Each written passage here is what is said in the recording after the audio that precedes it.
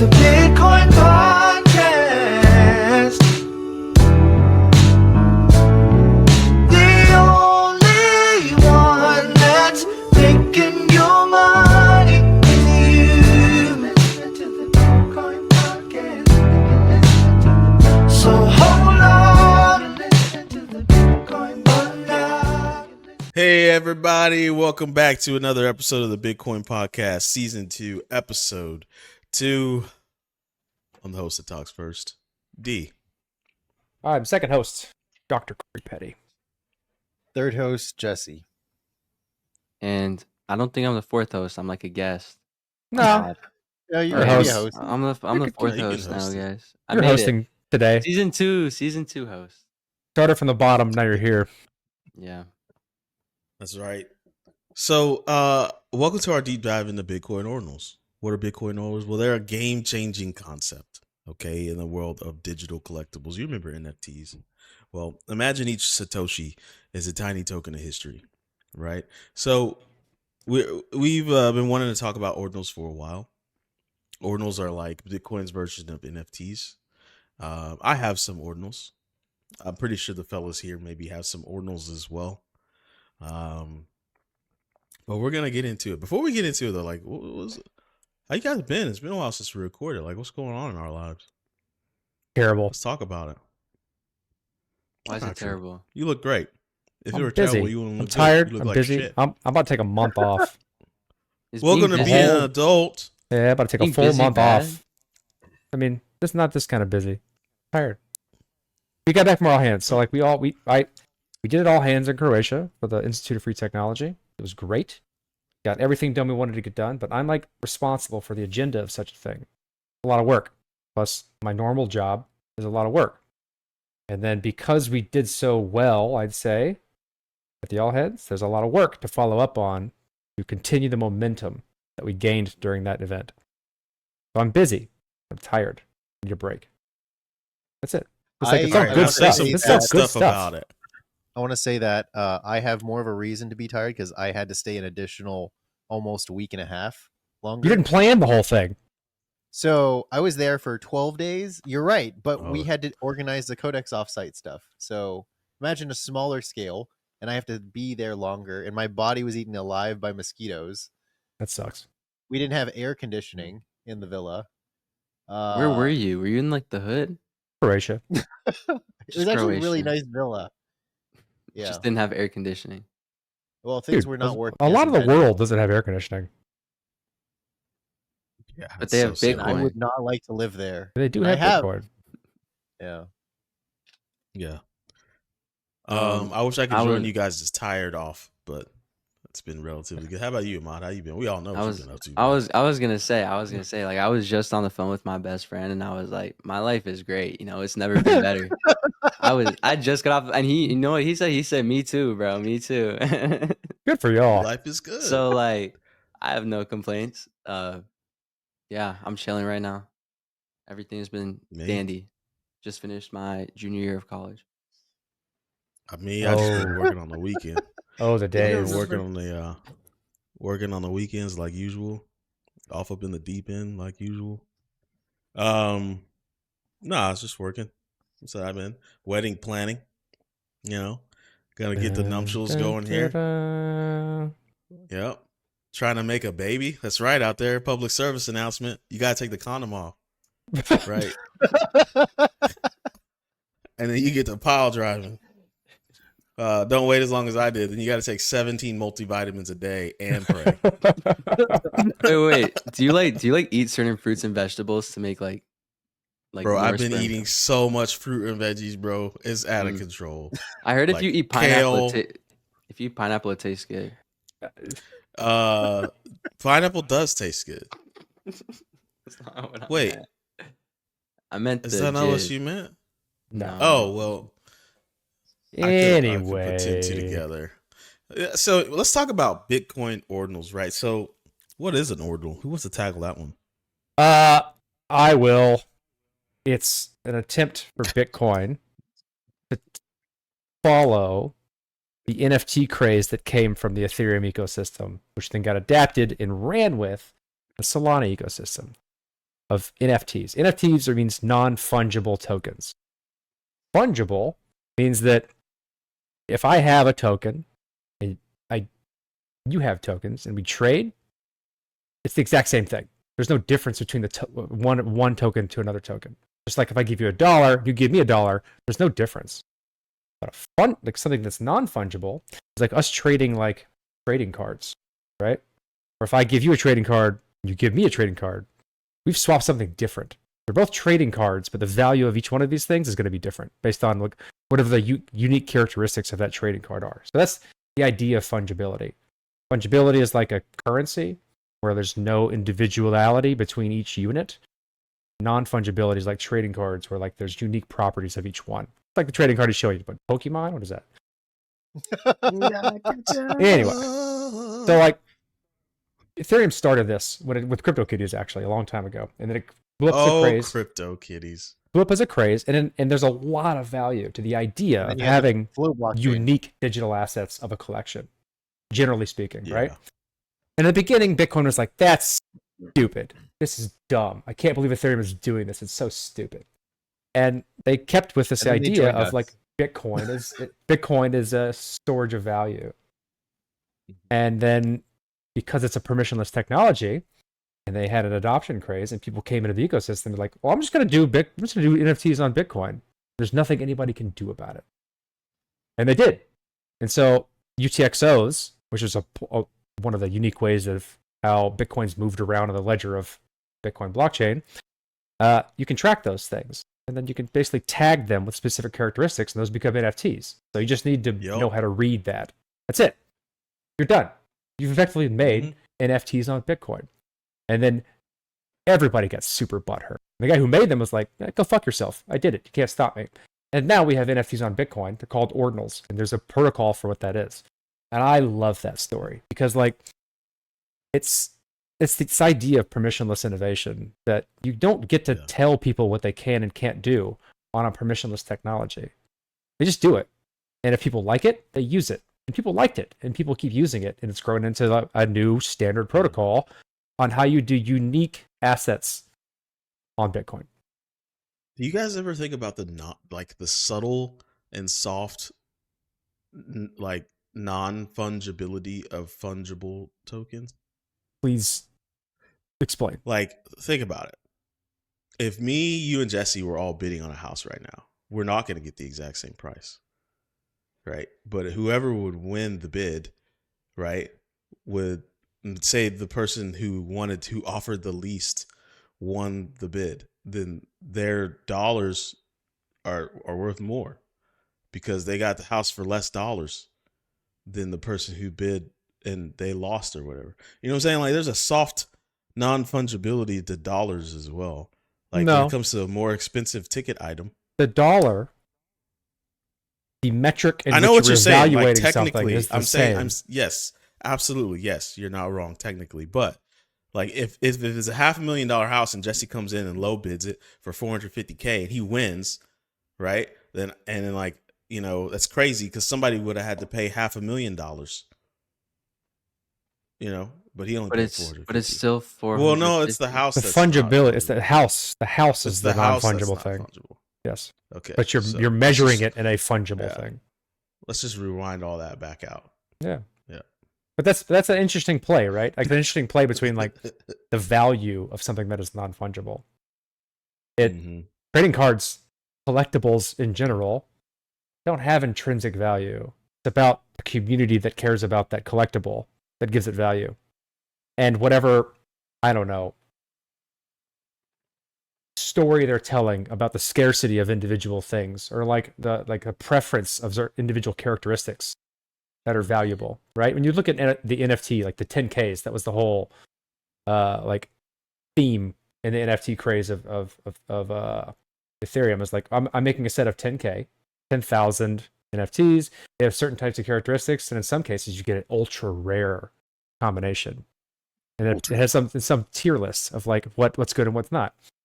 And then like it's an artificial thing.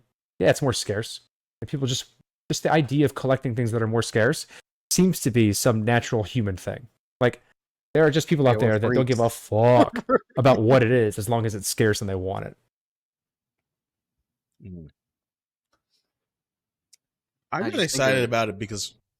Go ahead. I was gonna say I just think of Counter-Strike skins whenever we talk Yeah, about it's the same thing. It's the same thing. it's like 101, the same thing. That's why Ahmad just Jessie thinks of got here, I things- think. Like,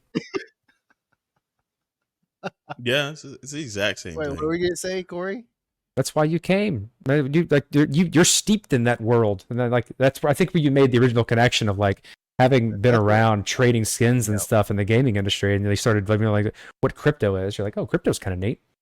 It's the same thing. Yeah. It's just now you have a currency that can float between things versus being Mhm. restricted in a specific game economy because you can't actually export the asset. So you have to figure out how to build rules on top of governance structures that are predefined by the developers in code that is gate kept. And so versus having to do all of that extra work, which again, it parallels the podcast you and Jared did yesterday with the folks from Consensus, which was the fact that the same way that Jared had that experience with Lambda Mu text-based game, and basically you build all sorts of arbitration systems, governance structures, ways of penalizing participants for actions that may or may not have made sense in the context of the rules of the game. Like it's the same thing that you had to build in terms of connecting game economies to actual real world economies. You had to have essentially like there's a black market for everything. Mm-hmm. For game economies, there's a black market for I found out from Ahmad for unreleased rap music. Like I didn't know that. Yeah, but like those black markets come to existence because the standard service providing isn't sufficient, right? You wouldn't Yeah. you like Spotify. We stopped pirating software because Spotify exists. Yep. If you can fulfill Yeah. the need appropriately to like the value of the thing you're consuming, then people stop Yep. pirating or doing the black market. You do black markets because you can't trade skins. This is like Yep, the Diablo exactly. 3 auction house is a really good example of that. The fundamental problem that is not a technology solvable problem. It's a human social Mhm. buy-in problem, which is can you get all of these different owners of all of the intellectual property of all these different games, Activision, what's another big name? Basically, like if you can Blizzard, combine Korean, American, Squaresoft. Chinese markets, yeah, exactly. Like Tencent, like they own everything. They own Riot Games. They own like Mhm. if you can combine IP, the technology is like the easy part in terms of having some sort of blockchain, L1, Alt L1 that's just like in a data center. But at least it could unify all of the game assets. But then you'd have to create different model representations of that game asset for the different like ways in which that asset could render in that specific game, which is a lot of overhead. But I know that there is an extremely large appetite for that if it ever could be Yeah. socially brought to fruition, I guess, because the There's technology a is there. Yeah. there's the other side of that, which is like the complexity of mixing economies. Yeah. Oh, Um, absolutely. Yeah. Like we brought that up yesterday in our in the Codex X space we did, talking about Yeah. mechanism design and game Yeah. game theory. So like I made this analogy there, and I really like it. I'll make it again here of thinking about token economics, or like how a token works within a given ecosystem, or Mhm. like a money system in a video game is like Sure. an ecology, right? Yep. Where you have population control, certain food chains within a given niche, and you have a sustainable ecology within that niche. But if you Yep. introduce some additional factor that doesn't belong there, like for Yep. instance, like lionfish in reefs, or like the Yep. toads in Australia, or whatever it is, Yep. then Yep. it's so easy to just destroy the ecosystem. that Yeah. fragile Of equilibrium. course. And that's what we're talking about. So when you talk about mixing tokens or economies Mhm. between one game and Mhm. another, the more generalized you do, the more likely you're going to destroy that equilibrium and just ruin I the would actually ability for that caveat game that to with be sustainable.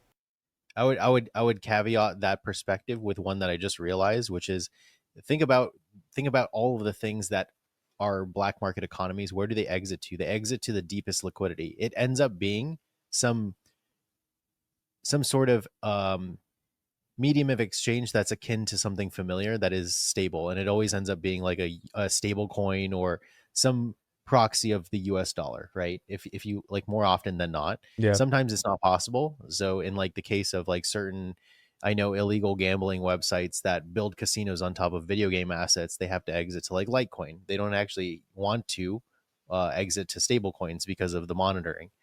Um, and then you also have like the problem. Like I think the problem that you're explaining of, yes, ecosystems specific to a protocol are potentially carefully crafted by the developers to work a certain way. If you think about game balance, that's also like, it ties in. Like sometimes, like the easiest, the cleanest way to have microtransactions without affecting gameplay is for it to be purely cosmetic, right? Yeah. That's like the easiest way. Now, if you think about like the dynamics of like me extracting in-game resources, like for instance, I'll give you the specific example of what I did when I was 11. There was a scripting language called Scar, and it's basically used for macro automation for basically doing color picking tools. So what I could do is I could set up basically many Scar script instances of like RuneScape running in many different windows, and this is essentially like a color picking tool plus macro automation. So basically, I could have, you know, tens, hundreds of like bots go out to mine, you know, some ore or do some mundane task where they're actually farming in-game resources, and then all I would have to do is sell those in-game resources. When you do bulk sale, you actually get you have to offer discounts, and that offer discount, you know, there are rates, there are cheaper rates because people know that you're botting and they know that it's basically hot, right? So you have to think about the logistics of in-game developers monitoring your abnormally large amount of in-game resources being transferred. So you have to think about the logistics of laundering that effectively. And then you sell that for in-game currency, but you can't put that on one account because then it looks suspect, because now you have one account that has a fuckload of money. So you have to think about how you spread the money. And so like, I'm like 11 years old, like 12, 13, like I did this for years. And you have to think about how you effectively take an in-game resource, which is artificial, artificially figure out a way to extract it, convert it to an in-game fungible resource like the in-game currency, RuneScape gold pieces. And then now you have to take that asset and then you have to combine with structures that are built outside of the game, right? Those are human-based trust structures to actually get real world value, like a real dollar converted to that in-game currency amount. And you can also take this and you can take that value and then you can do swaps between games. So sometimes the same industrialized farming botting groups that exist within one game are actually cross genre. Same thing with like groups that develop aim bots for FPSs. They're also cross genre, like Overwatch, Counter-Strike. It's like the same group. And so if you can get in with some of these groups, you kind of like see there's a whole underbelly of economy happening outside of the one that the developers intended to make when they created the game in the first place. So Welcome to the Bitcoin podcast, where we explain in gruesome detail money laundering. Yeah, Jessie, there's a lot of interesting stuff. I just want to the point of like combining game economies. Don't you also have to consider like their market caps? Like Oh yeah. Counter Strike's market cap is like 5 Yeah. billion. If you So put it next to TF2, you could buy the so- whole TF2 market. So going back to what Corey said, you actually don't disrupt the ecology of the ecosystem as long as it has no effect on the actual mechanics Gameplay, of the yeah. game, and the way the medium which you're exiting the liquidity cross different ecosystems is deep enough to be able to hold that. Yeah, but And we're talking there's no about blockchains. We're talking about tokens. Yeah. So it's the same Dude, thing. it's, So like it's not for aesthetic. instance- It's not aesthetic. But if you so what bought I'm all saying the is like USDC and USDT have to continually growing to be bigger and deeper liquidity markets. And if you look at like USDT, the way that they're like what the 7th largest acquirer of US debt right now, like they're making those plays strategically. Like Probably. that's why we know crypto as a whole is essentially creating little mini, like, you know, third world economies within a larger developing world economy of the US dollar being the kind of medium of exchange internationally accepted everywhere. But yeah. It got deep. Yeah. So ordinals. Yeah, that 2-year-old thing. Yeah. Yeah, so that's how deep ordinals can get. We were going to take a deep dive into it, but we just did. So, you know, you're welcome for that. Okay, that's the thing, right? It's like you can make a collection of anything. Like ordinals can play the role of, you know, trading cards that no one cares about, trading cards that people care about, to like tracking the provenance of supply chain. Right? If you're talking about non-fungible tokens, the generality in which they're useful, they cover a tremendous swath of usefulness, especially when they're applied to a blockchain where you actually can audit things appropriately. Just Bitcoin figured out how to do it. It's kind of okay. I stay torn with the whole, like, you know, I have this Bitcoin, but it also, you know, has a contract to Alexis inside of it. You know, like the actual non-fungibility of it is what I'm torn on, because just in my brain, like, it doesn't make a ton of sense. Like, this is something I understand.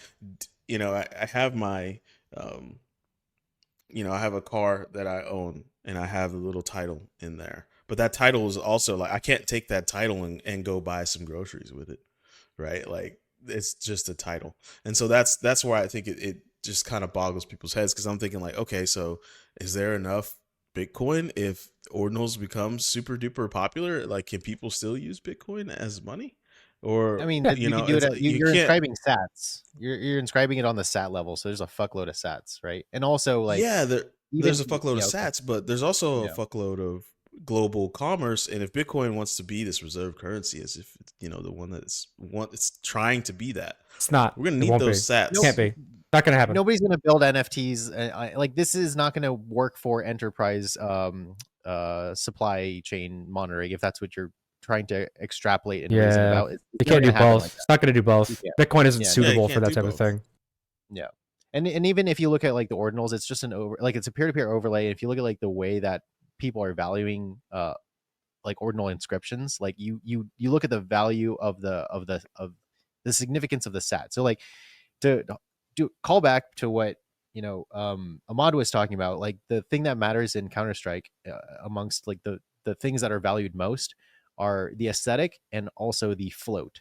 The float being how close is it to the cleanest, or like the best condition of the item that can ever exist, and is it unique? That same dynamic exists in ordinal inscriptions. There's the concept of like sat rarity, right? So the closer you are to basically being to Genesis and never touched, there are different characteristics that which they can be graded. So same thing, like diamonds get grades, Counter-Strike skins have grades. It's all the same at the end of the day. Did you have a question? I'm about to throw my favorite phrase. Everything is bullshit until it isn't. Like, what? Some people just making shit up now. Like, oh, these satoshis are worth more. No, but for real, like this is a real difference in market, right? Like, This is actually, just if you look at, so this is an interesting, harken back to the fungibility as an asset, right? So Bitcoin is a fungible thing, right? If I give you Bitcoin and I have Bitcoin, it's the same Bitcoin. If we exchange Bitcoins, ostensibly it's the same thing because it's fungible, but it's not.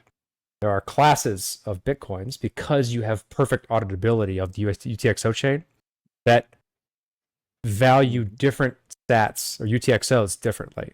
So like if I just mint a new Bitcoin, it's more valuable to people because it's brand new. It hasn't been minted. If you find an UTXO from the Genesis block, or like that hasn't been spent, or like anything that's closer to the Genesis block, those are rare. Those are rare. People are going to pay a lot of money for those things, right? So like there is still a differentiation of the fungibility within a given set, because we have the auditability. It's not perfectly fungible because we can still track different things, right? It's like some UTXOs are unspendable because they're attached to illicit finance.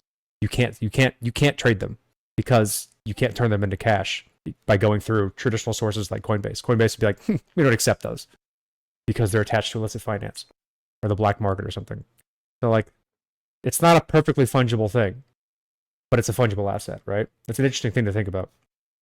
I mean, it's like wine. Like wine in the same year is conceivably fungible until people make artificial differences. Like maybe one was signed by the vineyard person. Like then you have like stupid, like, or like, for instance, let's take there all I'm getting at is there can be fungibility, or sorry, there can be non-fungibility within things that have pre-existed to be fungible. For instance, like it existed like our common friend that we all kind of know, Nate. He has shoes that are mass produced, signed by Stan Lee. It was like the last run of like some comic book thing. So like that inherently makes that shoe non-fungible because now it has Stan Lee's signature on. I would the last prefer number. that the dollars that I use are not stripper dollars. I don't know where they've been. Huh? Sure. I mean, that's and then maybe. I mean, like there's old money, right? Like people collect coins. People like $2 bills are sometimes worth more than $2 at face value to some people who are collectors. I just imagine now I'll think about every dollar bill I touch again, and like, has this Dude, ever dollars are been gross. crystal scooch? Dollar Has this ever fiat wiped cash some is ass gross. sweat? You don't want to Oh know. my God. You don't want to look at what's on your dollars. They're gross. Oof. It's cloth. They're cloth, literally. They absorb shit. You're Have you telling me taken a there's, black light to a dollar, Corey? Is that what you're trying to tell us? Don't use cash. It's gross. you're Unless you're telling me trying to, there's like unless you're trying to do stripper drugs or gooch? something like that, because it's still the best. There's stripper gooch in my $20 bill. Absolutely, most definitely. Yeah. I just got this from the casino. There are Come on. there's stripper juice Oh in that my $20 goodness. bill. This has stripper gooch on it. Give it a Gooch. whiff. Smells like a dog. I don't know. I probably won't. I have Bitcoin ordinals through osmosis pretty much, but I probably won't be buying any ordinals just because I've never been a big collector guy. I don't know. I'll just lose it. Just never. I'll just forget about it. No, I You're mean, I missing have out. stuff that I've collected and I keep it, but I just never, I've never been to the point where I'm gonna go to a convention and see other people like me. I You never got to that are point. a liar because What are you you talking about? have I've never been to a collector's shitload of chickens. Of what? Chickens. Chicken, the NFT on Oh, Avalanche that you guys yeah. degened You into. have Yeah. these things. You have That's true. you have fed these things. You have tended to these things, and you have gone to that Still do. Discord and listened to the community on what that community is doing. You have Then done once this, the value went out, Dude, he that went community out too, told me to probably. go fuck myself. That was a humbling moment but you did it. when I was like, What I had a happened? friend. Can we get some I had a context? friend in real life, and she didn't know what she was doing. Well, it was my friend. His wife was willing to chicken, and she got scammed hard. And I was like, "You put your private key in a thing?" And she was like, "Yeah, I just followed the instructions." And I was like, "You're one of those. You're one of those." So, anyways, I was like, "Yeah, it's gone." And she's like, "There's nothing you can do." And I was like, "Yeah, there's nothing I can do." And so she's like, "Please." And she was like, "Go join the Discord and tell them who you are." And I was like, "I'm not I don't have clout like that. Nah. There's 30 million podcasts now." So I go in there and I'm like, "Hey, my buddy lost some chicken and, da da da da." And, Get wrecked, they're fool. like, "So?" They're like, "So? We don't give a damn." Yeah, exactly. And then, exactly. yeah, they're like, she messed up. She clicked on something. She gave them their private key. She messed up. And then, Reality's hard. so I was like, "Hey, I am a person. In fact, I'm from the Bitcoin podcast." And they were like, "We don't give a fuck." I was like, "Oh shit." Okay, well, How old was she? probably 41, 42. And He was out there selling. technically illiterate?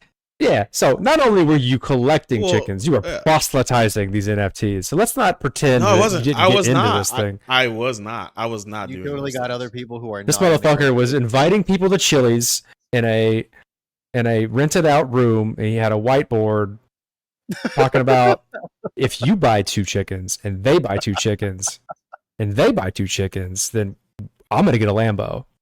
Sounds like a pyramid. That was the joke. Yes, It thank got so intense that one person actually started buying real chickens and named them after the names that he gave No. his chickens, digital chicken. Yes. How much? And How they much all were the died. chickens NFTs worth? Huh? How much were the NFTs worth? you. Like $3,000 a At piece. one point?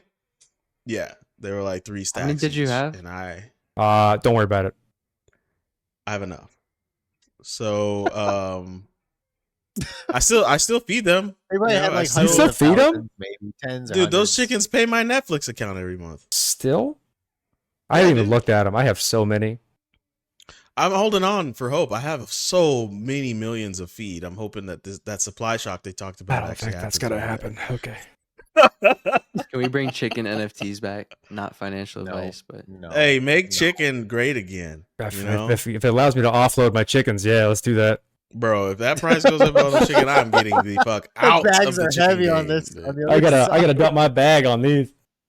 Fuck. I am done. I thought about doing one of those posts like, "Hey, baby, just give me like 200, and I'll give you all my chicken, baby." Like it's been rough. you said they were worth But anyways, 3,000 a pop, and Oh, they're worth, yeah. like less than 200 now together. Couldn't tell you. I got it Couldn't for tell you. way less than that. But We should wrap. yeah, anyways, I gotta go. I don't know. Yeah, I guess we could wrap. So yeah, let me scroll to our script's conclusion here. Counter-Strike is more profitable, Ahmad, if you're ever asking that, because it goes like this, and then Well, the theirs goes like community this. is there, right? Like this is an important point, right? This is cope. What you're about to hear is cope. No. I'm not. I deal with my demons. It's fine. But like, it's like if you're gonna think about the value of any token I just whatsoever in crypto Okay, it's back. at all, then you need to think about the community that supports it and how sustainable that community is, and if they're gonna be around for a while, and if like the things that like all the ideas and culture that enshrines that's enshrined in that token, whether it be NFTs or just some fungible asset, if that's sustainable, that's going to stick around for a while. And if the culture around growing it and continuing to proselytize it is going to stick around for a while. If it's a fair weather thing, it's not going to stick around for a while. Right? What are you And doing so with like your chicken, Corey? nothing. It just sits in my wallet. I don't give a shit. I'll give you $20. Man. No. I'll give you 25. I got some legendaries in there, bro. I'm gonna Who post doesn't? this. I'll give you link. 37. I'll give you $37. I'm gonna post this link in the private channel or chat here in StreamYard, Not really. and you can take that information in post production and put it up at the end of this for all of the poor people who have been buying NFTs, including myself. This is the life cycle of most of them. They all die. They all go to zero, and you end up bag holding. This a is it. fuckload Like of there's value. so many more. Oh yeah, this list is Yeah, not there's so exhaustive. I'm many. glad at the very end of it you Yeah. said this list is not exhaustive because it is. There's thousands Yeah. upon thousands of these things. There's a If the- graveyard. If the community Really? isn't there, the value won't be there. Period. I see doodles on there. Yeah, I got those too. Doodles. Didn't like the owners like fully rug? 100%. 100% rug. Yeah. Hard rug. Yeah. Yeah. How many of those did you get, Corey? You I want to don't talk to know. the people? I don't Quincy? know. Look, I'll send you my wallet address later. You can look at the graveyard of shit. Yeah, I'm gonna airdrop you like one of those NFTs with the virus. I do get some on it. tunes that held some Yeah. value. That's pretty interesting. I didn't realize that would. Yeah. The things that I Well, bought look, because I liked it ended up holding value. The things that I thought would have value don't have value. Okay, Yeah, new just rule. well, always Don't listen do to things Corey. because, don't. The Let's- things let's- that you let's, should do are because you enjoy it, not because you think that there's going to be some sort of lucrative pot of gold at the end of the rainbow. Because more I often mean, than not, No, it's more greed. often than not, You're right. No, you're you're wrong. gonna crash. It would have been very lucrative had I decided to hodl plus and not hold on for dear life and then lose all the value because the culture went away. If I would have, Oh, you talking about chicken? stuck to my guns and sold when I should have, I would have made a lot of fucking money. But I I could didn't. have made like 7,000 to 8,000 avalanche, and I didn't pull the trigger. I don't know why, but anyways, let's wrap it up, bro. So we didn't really dive deep into ordinals. There's some things we missed, like the guy who created it, and it's possible because of Taproot. You can look into Taproot if you like. We're not going to dive into that, but it did open up a new door for Bitcoin. So it's clear that that technology's shaking things up.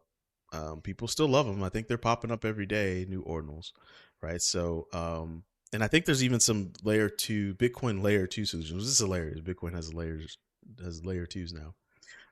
But there's some solutions there that could make it faster and more versatile. So if you're feeling inspired, to jump into that scene, there's marketplaces like Magic Eden that you can kind of go and buy a bunch of stuff and not totally waste your money. Hashtag not investment advice. So, yeah, thank you for tuning in today. I mean, is there anything we need to cover with Ordinals?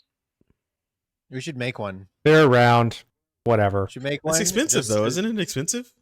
Depends on how expensive Bitcoin is. Jessie got us. Don't worry. It's the cost of a Alright, transfer. Oh, okay. I thought it was like for some reason a lot more expensive than that. It can But be. anyways, But- yeah. Shout out to Zoe Saldana. We love you, boo. Keep doing your thing. We see you coming up. You know, in Avengers Doomsday, you're probably gonna be playing the green alien this time, not the blue one. Any color you are, I'm saying I'm into it. But all right, guys, we can play the outro.